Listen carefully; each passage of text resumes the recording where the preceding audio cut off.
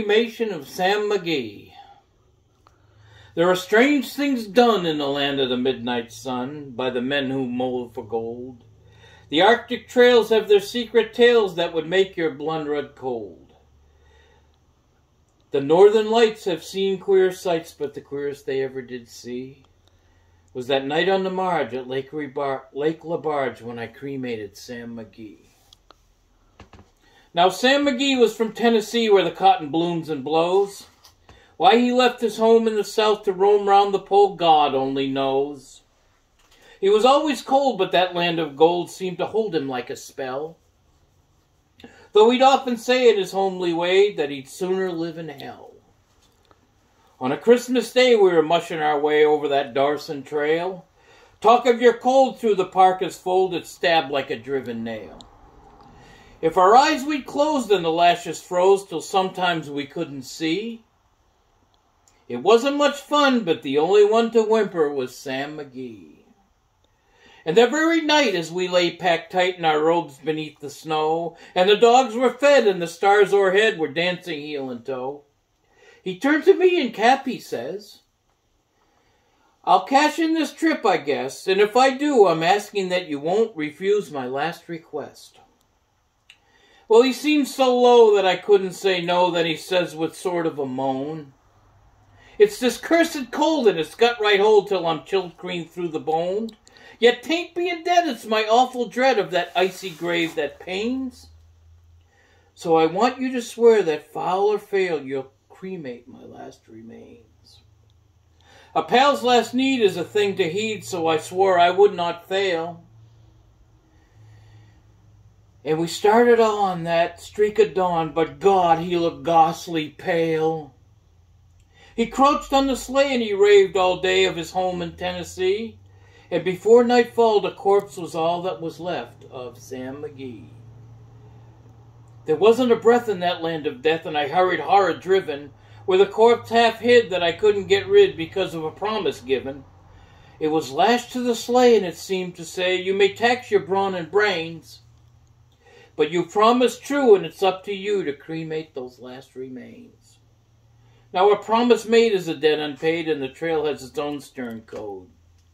In the days to come, though my lips were dumb, in my heart that I cursed that load. How I cursed that load!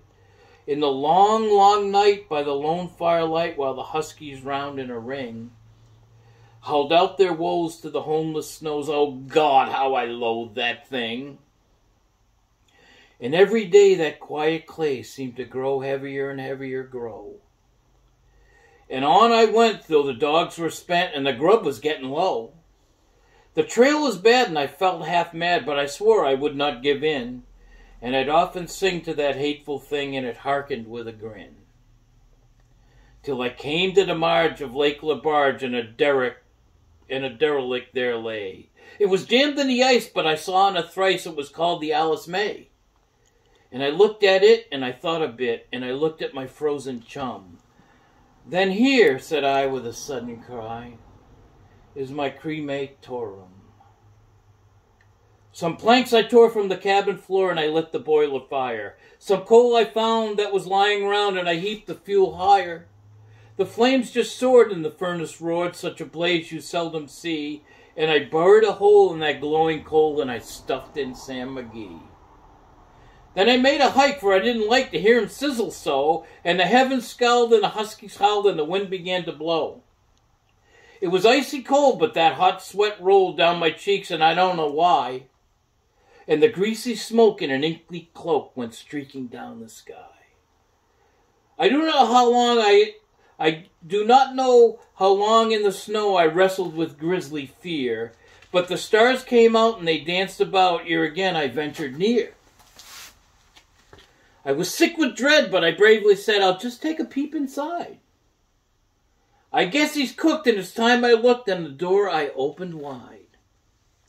And there sat Sam, looking cool and calm in the heart of the furnace roar, and he swore a smile you could see a mile, and he said, "Please close that door. It's fine in here, but I greatly fear you'll let in the storm and the cold. Since I left Plum Tree down in Tennessee, it's the first time I've ever been warm. There are strange things done in the land of the midnight sun by men who moil for gold. The Arctic tales have their secret tales that would make your blood run cold. The northern lights have seen queer sights, but the queerest they ever did see was that night on the marge of Lake LaBarge when I cremated Sam McGee. Oh, that's classic, Steve. Good job.